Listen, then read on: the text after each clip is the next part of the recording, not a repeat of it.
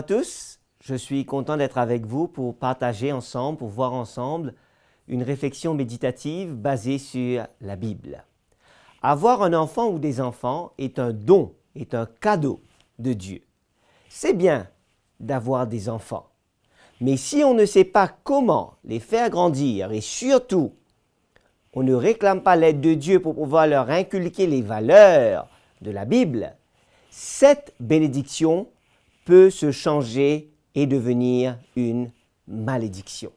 Et c'est pour cette raison que, alors que nous sommes au 21e siècle et que nous voyons beaucoup d'enfants abandonnés, beaucoup de parents qui sont dans la détresse, beaucoup de foyers qui sont brisés, je voudrais partager avec vous ce matin un rappel, une piqûre de rappel venant de la Bible concernant la famille, concernant le foyer, concernant la bénédiction que nous pouvons avoir lorsque Dieu nous permet d'avoir des enfants.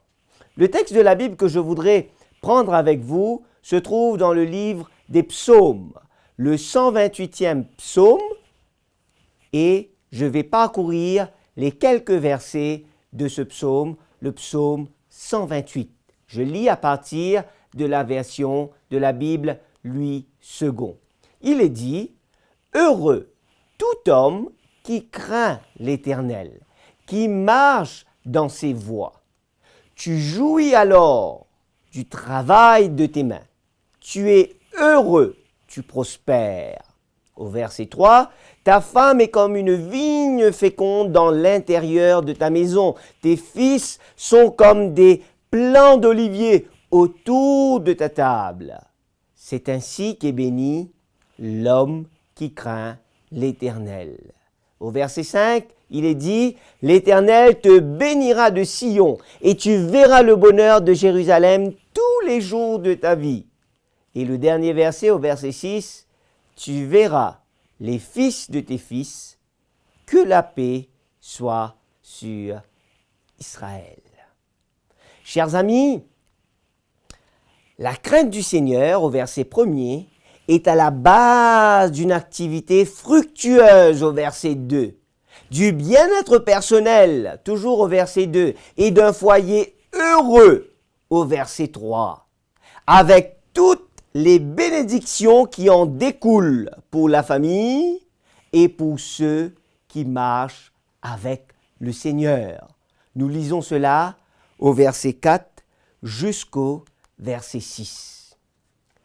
Par la conversion, le renouvellement de l'homme atteint toutes les relations humaines et dans tous les domaines de la vie, même ceux qui sont les plus intimes.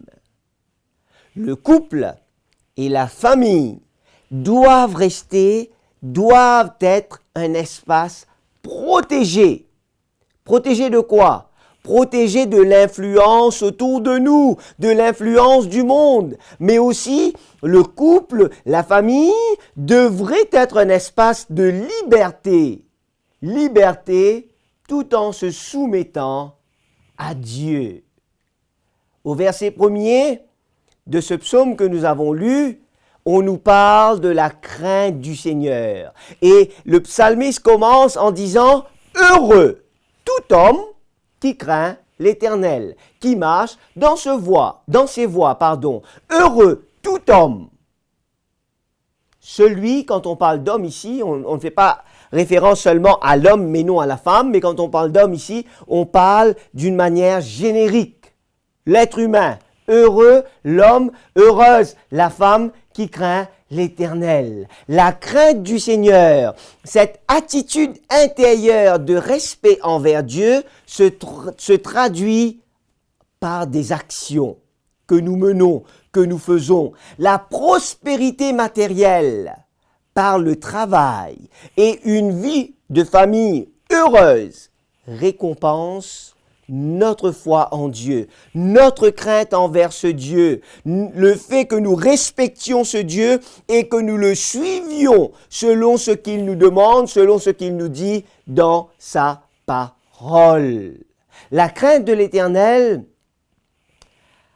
atténue la dureté du labeur de l'homme et la malédiction qui a été prononcée sur le sol lorsque nous lisons Genèse chapitre 3 au verset 17.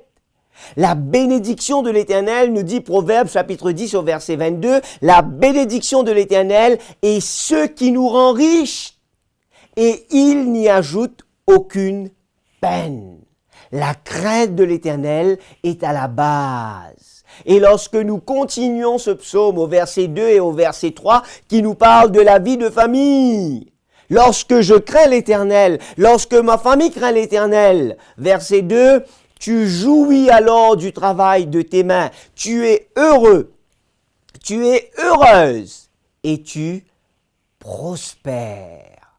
Ta femme est comme une vigne féconde dans l'intérieur de ta maison, tes fils sont comme des plants d'olivier autour de ta table. La crainte du Seigneur est à la base d'une famille vivant dans l'harmonie avec Dieu. Les rayons divins se focalisent, se reflètent sur le foyer d'un croyant fidèle. Et ce croyant fidèle, avec sa famille, deviennent un centre de rayonnement pour ceux qui sont tout autour d'eux, du croyant et de sa famille. En mettant la crainte de Christ à la base de la vie de famille, l'Évangile fait de notre vie de famille le triomphe de la vie chrétienne. Malgré les problèmes, malgré les difficultés, notre famille reste toujours une famille sereine, une famille paisible, une famille heureuse, parce que cette famille craint l'Éternel. Dans ce psaume, chers amis, comme souvent ailleurs, la parole de Dieu insiste davantage sur les responsabilités des membres de la famille, mais en particulier sur les responsabilités du chef de famille. Le chef de famille a des droits, a des privilèges, mais le chef de famille a aussi une très grande responsabilité. L'éthique familiale est basée sur le principe d'amour. L'éthique familiale est basée sur le principe de soumission mutuelle, soumission envers Dieu et soumission dans le couple entre le mari et la femme. L'éthique familiale est basée sur le principe d'obéissance envers Dieu, d'obéissance mutuelle.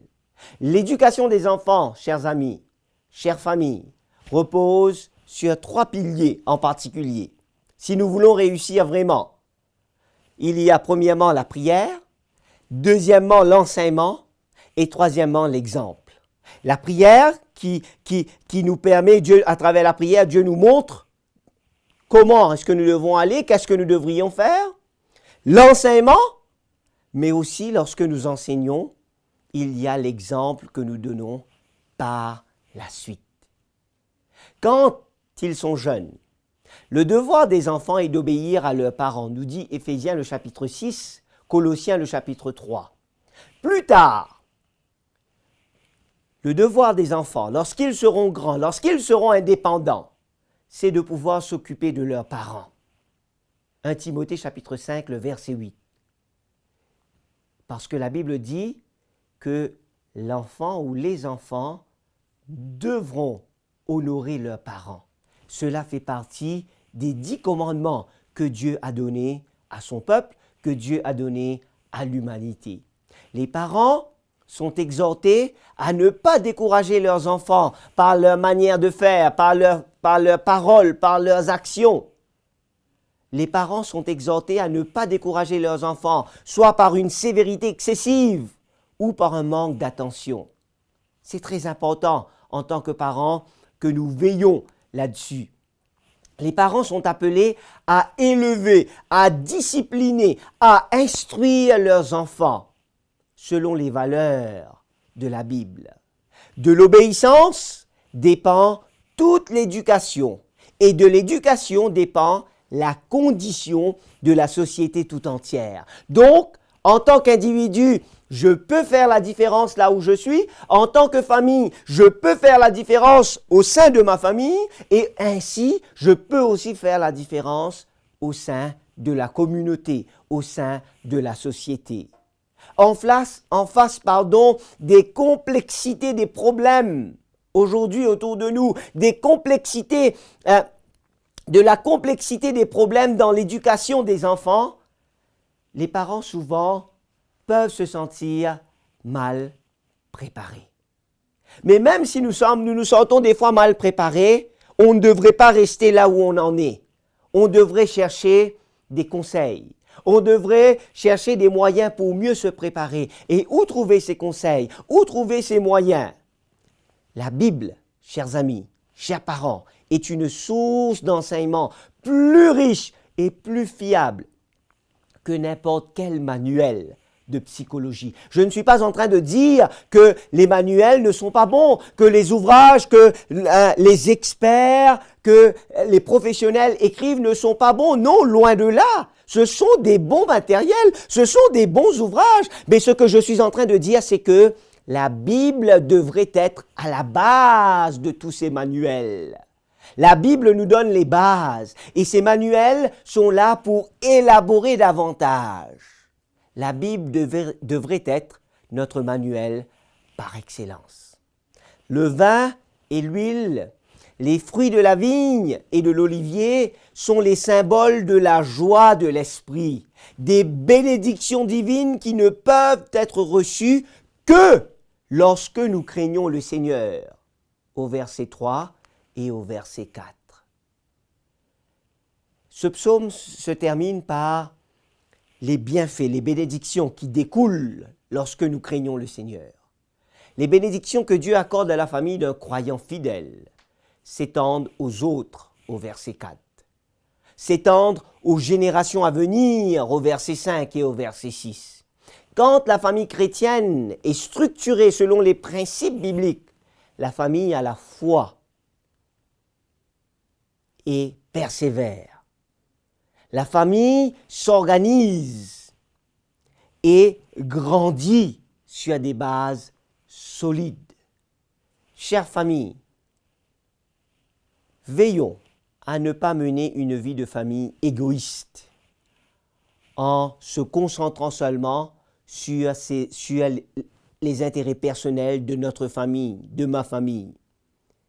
La Bible nous dit, poursuivez la paix avec tous et la sainteté, sans laquelle nul ne verra le Seigneur. Les 3 derniers versets de ce psaume, verset 4, verset 5, verset 6, nous disent ceci. Lorsque nous craignons le Seigneur, lorsque nous marchons avec le Seigneur, au verset 4, il est dit, c'est ainsi qu'est béni l'homme qui craint l'Éternel. L'Éternel te bénira de Sion et tu verras le bonheur de Jérusalem tous les jours de ta vie. Tu verras les fils de tes fils. Que la paix soit sur Israël.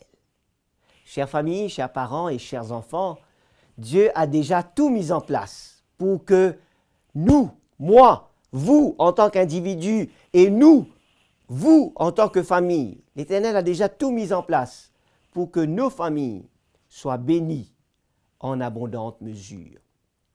Il appartient à chaque famille de suivre ces préceptes qui sont clairs et à continuer à dépendre de Dieu, à dépendre de Dieu en tout temps et en toutes circonstances. Et lorsque nous expérimentons cela, chère famille, ne garde pas ce secret que pour toi ou ta famille seulement, mais va et partage-le aussi aux familles autour de toi, afin que ta famille soit une bénédiction pour cette communauté et que cette bénédiction que tu manifestes en tant que famille se traduit à travers des changements dans ton voisinage, dans ta communauté, dans ta ville, là où tu te trouves. Et que par la grâce de Dieu, les choses puissent être changées de par l'influence que tu as et cette influence qui vient de Dieu. Je prie ce matin, je prie en cet instant pour que ma famille, pour que ta famille, pour que chaque famille que nous représentons applique cela premièrement dans sa vie Et lorsque nous appliquerons cela dans notre vie, que nous puissions aussi le manifester, le témoigner autour de nous, afin que les autres familles puissent elles aussi bénéficier des bénédictions que Dieu a prévues pour chaque famille sur cette terre. Prie ensemble avec moi, je t'invite. Seigneur, merci de ce que tu nous rappelles ce matin, en cet instant, que malgré les situations difficiles de ce monde et malgré tout ce qui se passe d'immoral, ta parole est toujours là à la base. Ta parole renferme toujours les conseils qui nous permettront, en tant qu'individu et en tant que famille, d'être heureuses et de faire face aux difficultés de la vie. Aide-nous, Seigneur, à te craindre et à bénéficier, à expérimenter ces bénédictions, ces bienfaits que tu as préparés pour chaque famille que nous représentons. Père, au cœur de cette société en pleine détresse, aide-nous à retourner à nos valeurs, les valeurs qui viennent de ta parole, les valeurs qui nous permettront de nous ressaisir et de comprendre le rôle, la responsabilité que nous avons. Bénis chaque papa, chaque maman, chaque enfant, chaque grand-parent, afin que par ta grâce, nous puissions suivre tes conseils, nous puissions suivre tes préceptes pour que nous vivions un changement dans notre vie personnelle et familiale, mais aussi dans notre vie, dans la vie de la communauté, dans la vie de notre voisinage. Reste avec nous et montre-nous, Seigneur, ce que nous devrions faire pour pouvoir bénéficier, pour pouvoir vivre ces bienfaits, ces bénédictions que tu relates dans ce psaume 128. Merci de nous faire grâce et merci de nous exaucer, car je t'ai prié dans le nom de Jésus. Amen.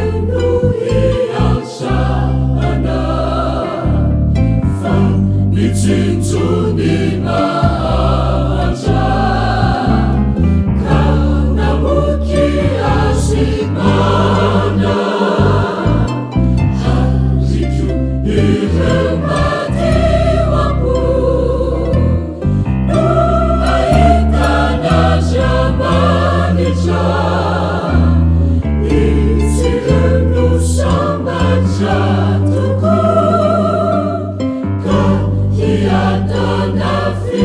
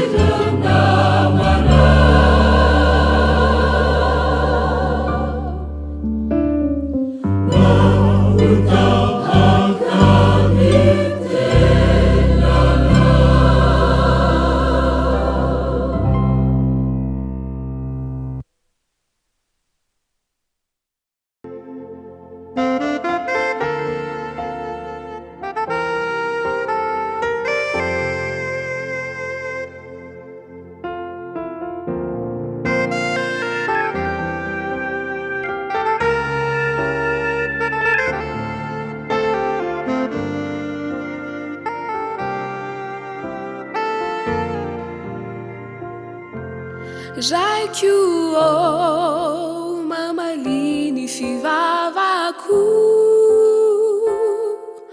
indro ao mitalao bayantrao janani auto alu nanalafichanao atumpo iverinaminan afautizanakao